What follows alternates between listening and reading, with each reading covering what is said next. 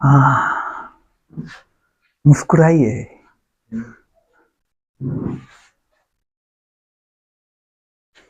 तो आज पढ़ना है दूसरा chapter, second chapter of history, nationalism in India.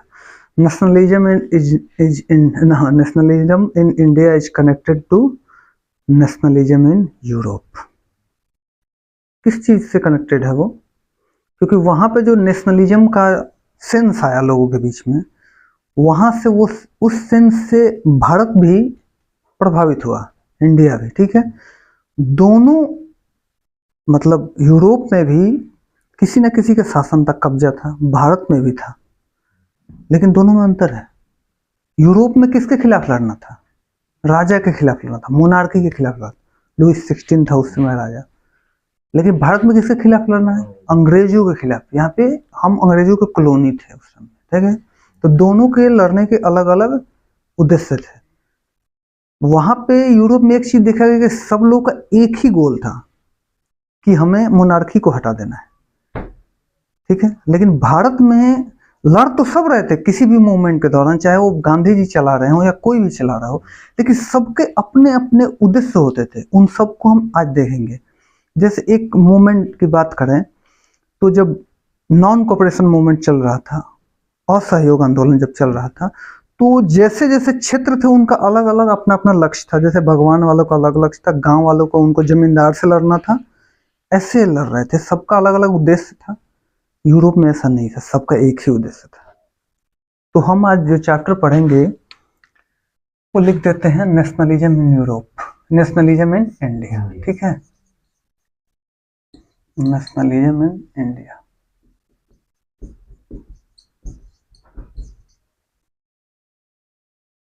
ठीक है,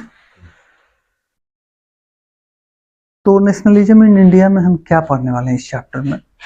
पहले हम उस पर बात कर ले, हम पढ़ेंगे क्या इस चैप्टर में? इस चैप्टर में हम पढ़ने वाले हैं आफ्टर 1920, 1920 के बाद की सारी चीजें पढ़ेंगे। थोड़ा सा हम झलक लेंगे फर्स्ट वर्ल्ड वॉर यानी ग्रेट वॉर का। इसके बाद हम गांधी जी को थोड़ा सा बुलाएंगे और फिर हम 1920 के बाद पढ़ेंगे इसको। तो हम शुरू करते हैं सबसे पहली बात कि 1914 में आते हैं, ठीक है। 1914 में आते हैं। क्या हो रहा होता है उस समय? फर्स्ट वर्ल्ड वॉर हो रहा होता है। क्या हो रहा होता है? First world war. 1914 में क्या हो रहा होता है? और ये फर्स्ट वर्ल्ड वॉर कब तक चलता है? फर्स्ट वर्ल्ड वॉर शुरू होता है 28 जुलाई 1914 को, ठीक है था। कब तक चलता है? नवंबर 1918। 11 नवंबर 11 नवंबर 1918 तक चलता है ना जी। अब बात आती है कि ये फर्स्ट वर्ल्ड वॉर होता क्यों है, उसका क्या कारण है? तो ऑस्ट्रिया और हंगरी एम्पायर के जो उत्तराधिकारी होते हैं, मतलब अब वो राज करने वाले होते हैं, उनकी हत्या हो जाती है। उनका नाम क्या है? Archduke Ferdinand. किसका एसेसिनेशन होता है? किसका? ऑस्ट्रिया हंगरी के, ऑस्ट्रिया हंगरी आर्कड्यूक को लिखते हैं, ठीक है ना, फर्डिनेंड, ठीक है। इनकी मृत्यु हो जाती है, इनको मतलब इनकी हत्या कर दी जाती है। हत्या करने वाला आदमी कौन होता है? गर्बिलो प्रिंसेप।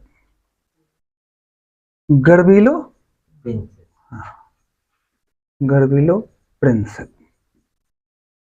ये कहाँ का है? सर्बिया का आदमी है, समझ रहे हैं ना। ये तत्कालिक कारण बनता है उसमें का, प्रेजेंट कॉज यही होता है। इमीडिएट कॉज जो होता है, इमीडिएट कॉज वो यही होता है कि ऑस्ट्रिया हंगरी के राजकुमार आर्कड्यूक फर्डिनेंड की हत्या हो जाती है, गर्बियो प्रिंसेप के द्वारा कर दिया जाता है, ठीक है। ये उस समय का इमीडिएट कारण बनता है फर्स्ट वर्ल्ड वॉर का। हम इस पे उतने डीपली बात नहीं करेंगे क्योंकि इसका रिलेशन आपके एग्जाम से है नहीं उतना, बस थोड़ा सा लिंक करना था। तो अब बात आती है कि ये होता किन किन लोगों के बीच है। तो इसमें दो लोग शामिल होते हैं, एक सेंट्रल कंट्रीज और एक अलाइड कंट्रीज, एक मित्र राष्ट्र और एक धुरी राष्ट्र। दोनों को मैं अलग अलग लिख देता हूं। देखो ये काम नहीं कर रहा, मैंने पहले ही बोला था। वहां उस क्लासरूम में देख के आओ तो ये भी काम नहीं करेगा, तब देख के आओ। ये ठीक है, ये ठीक है, ये ठीक है, रहने दो। सेंट्रल कंट्रीज, ठीक है। और एक कौन है, अलाइड कंट्रीज, यही है ना जी, ठीक है।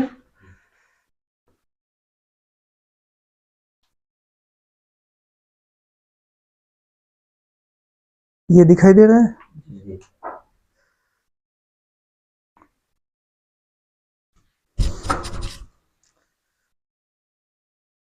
सेंट्रल पावर्स भी बोल सकते हैं इसको,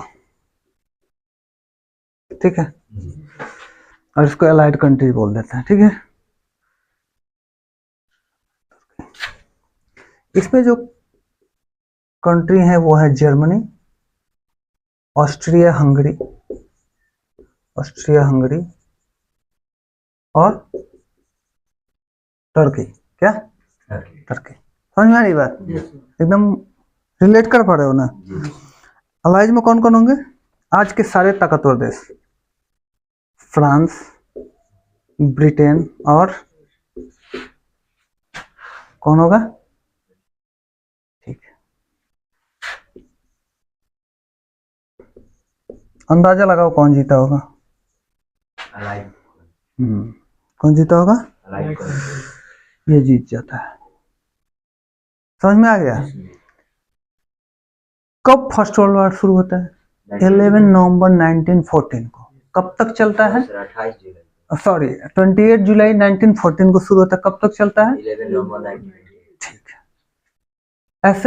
असैसिनेशन किसका होता है, ऑस्ट्रिया हंगरी के आर्कडिक फर्डिनेंड का। किसने किया है, गर्बिलो प्रिंसेप ने। ये कहाँ से रिलेटेड है, सर्बिया से। ये इमीडिएट कॉज होता है, किन के बीच होता है, सेंट्रल पावर्स और अलाइड कंट्रीज। सेंट्रल पावर्स के हिस्सा कौन कौन है, जर्मनी, ऑस्ट्रिया, हंगरी, तुर्की। अलाइड कंट्री में कौन है, फ्रांस, ब्रिटेन, रशिया, कौन जीत जाता है, अलाइड कंट्री। ये ठीक है, वेरी गुड। ऐसा अंदाजा है कि इस वार में लगभग 55 लाख सैनिक मरते हैं। 55 लाख सैनिक की मृत्यु हो जाती है, ठीक है। 1 करोड़ से ज्यादा, 1 करोड़ 28 लाख के करीब में घायल होते हैं इसमें। 55 लाख लोग मरते हैं, 1 करोड़ से ज्यादा लोग घायल होते हैं और 41 लाख 41 लाख के करीब में सैनिक जो होते हैं उनका पता ही नहीं होता है वो कहाँ गए, लापता हो जाते हैं, ठीक है। ये एलाइज की तरफ से मरे हैं, मतलब इस कंट्री की तरफ से मरे हैं 55 लाख लोग, 1 करोड़ लोग घायल हो गए हैं और 41 लाख लोग गायब हो गए हैं। ये इनका आंकड़ा है। इधर की बात कर लो कि सेंट्रल कंट्री से कितने लोग मरे हैं, तो इसमें 43 लाख लोग मर गए हैं। मतलब ये आंकड़ा बता रहा हूँ, ये ज्यादा हो सकता है। 83 लाख लोग इसमें घायल हो जाते हैं और 36 लाख लोग इसमें से गायब हो जाते हैं। आंकड़ा कितना बड़ा मानहानि हुआ, देख रहे हो कितना, मतलब मानव की हानि हुई है। बहुत खतरनाक लोग, बहुत खतरनाक युद्ध था, इसीलिए इसको ग्रेट वॉर भी कहा जाता है। बहुत लोग मरे थे। ये इन दोनों का आंकड़ा है, ठीक है, दोनों की तरफ। इंडिया से लोग गए हैं इसमें। अब बात करते हैं कि role of India in first world war. Role of India in first world war, first world war, समझ रहे हैं इंडिया की क्या भूमिका होती है फर्स्ट वर्ल्ड वॉर में। तो बात ये है कि देखो भाई, उस समय 1914 में तो इंडिया कॉलोनी था ब्रिटेन का। अब अब ब्रिटेन जो है वो लड़ाई अपने कॉलोनियों के दम पे लड़ लेता था, समझ रहे हैं ना, उनके सैनिकों को भेज के, उनके आदमियों को भेज के लड़ा लेता था, उसमें इसकी हानि भी नहीं होती थी। अब मैंने कब्जा किया आपके गांव के ऊपर, मुझे कहीं लड़ाई हुई तो मैं आपको भेज दिया, आप मरे, खत्म हुए, घायल हुए, उससे मेरा तो कोई, मेरे परिवार का कोई हानि नहीं हुआ, समझ रहे हैं ना। तो अब बात यह है कि इंडिया के लोग गए ही क्यों? क्योंकि ब्रिटेन ने इंडिया के लोगों से ये वायदा किया कि अगर आप इस युद्ध में जाएंगे तो हम अगर जीत जाते हैं हम आपको फ्री कर देंगे, ठीक है, फ्रीडम दे देंगे, ठीक है। तो इसके लिए भारत के लोग हिस्सा लिए, बढ़ चढ़ के हिस्सा लिए हैं। यहाँ तक कि गांधी जी भी घर घर घूम के लोगों को भेजे हैं कि हाँ जाओ जी, युद्ध में जाओ, ठीक है। मानव की बात कर रहे हैं, अभी ह्यूमन जा रहे हैं, ठीक है। इसके बाद देखो, खाने के लिए भी जा रहा है, पशुधन का भी यूज हो रहा है, दूध जा रहा है, मांस जा रहा है, और बहुत सारी चीजें जा रही हैं। तो ऐसे ही थोड़ी लड़ लोगे भाई, तो इन सब की हानि होती है भारत की, समझ रहे हो ना। तो ऐसे सहयोग करता है भारत, लेकिन जब युद्ध हो जाता है, जीत जाता है, इसके बाद तो वायदे से मुकर जाता है। अब मुकरने के साथ साथ ये करता है कि युद्ध में तो बहुत हानि हुई होती है ब्रिटेन की, तो अब उसका भरपाई करेगा, बहुत बड़े मात्रा में खर्चा किया है, बहुत पैसा बर्बाद हुआ है उसमें, तो अब क्या करेगा, अब पैसा ये कहाँ से लेगा? जो जो कॉलोनी कंट्री है, तो इंडिया कॉलोनी है, तो इंडिया से भी पैसा लेने की कोशिश करेगा। तो अब यहाँ के बाद हम पढ़ेंगे कि फर्स्ट वर्ल्ड वॉर के बाद इंडिया का सिचुएशन क्या होता है, ब्रिटेन उसके साथ क्या करता है, समझ रहे हो। अब इसको मिटा दें।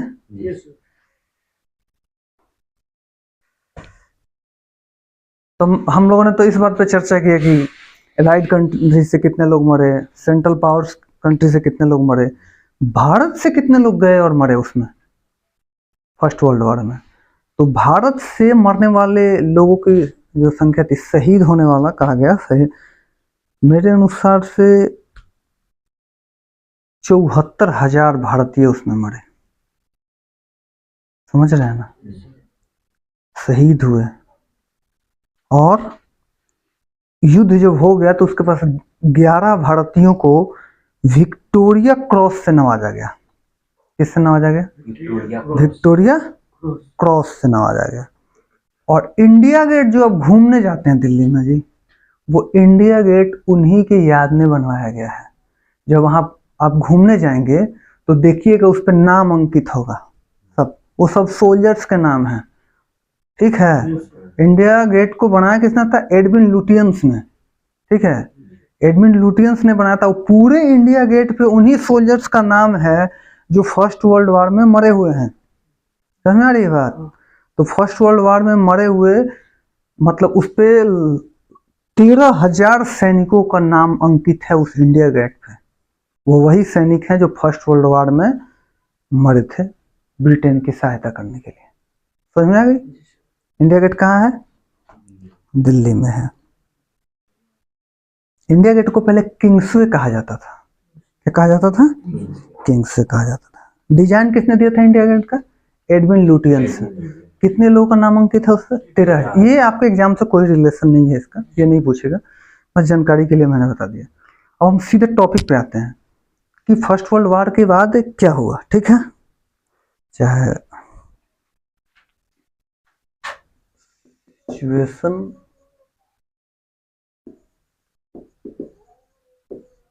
Of India after first world war.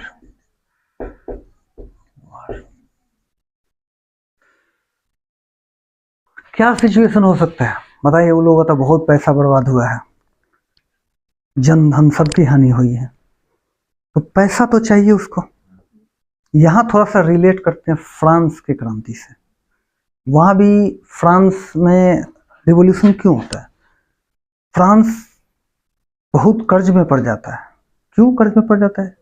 क्योंकि उस समय अमेरिका के 13 स्टेट्स को वो ब्रिटेन से आज़ाद कराता है, उसमें उसको बहुत कर्जा हो जाता है।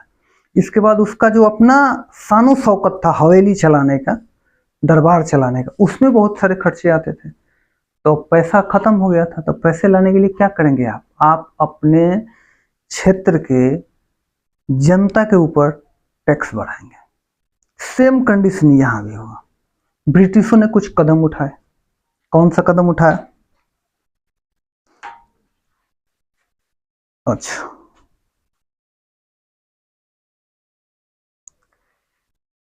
पहला कदम ये उठाया कि कस्टम ड्यूटी इंक्रीज कर दिया।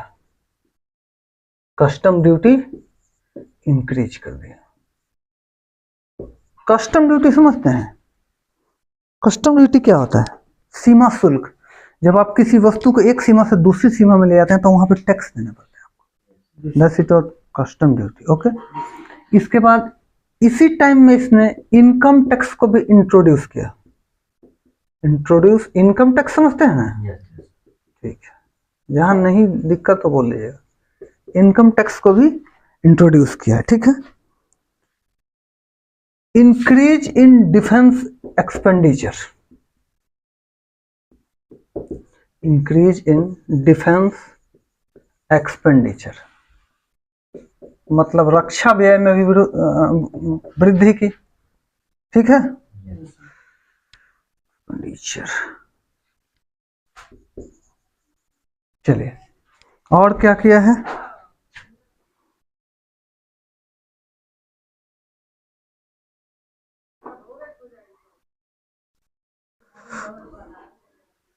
रुको थोड़ा, रुको।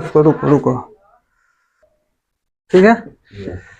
प्राइसेज इंक्रीज हुआ, सबके दाम बढ़ गए वस्तुओं के। ठीक है, चाहे फूड हो, जो भी हो, क्लॉथ हो, सबके दाम बढ़ गए। ओके। उसके बाद ये था कि वाइड स्प्रेड एंगर था। वाइड स्प्रेड कहने का मतलब है व्यापक रूप से गुस्सा था। क्यों? क्योंकि एक ऐसा टाइम आया था जब भारत के लोग जाना नहीं चाहते थे लड़ने के लिए, तो उनको जबरदस्ती भेजा गया। तो उसके लिए जनता के बीच में वाइड स्प्रेड एंगर था। इसके बाद ये अपने वायदे से मुकर गया था, वो भी था, तो पूरा भड़का हुआ था माहौल एकदम।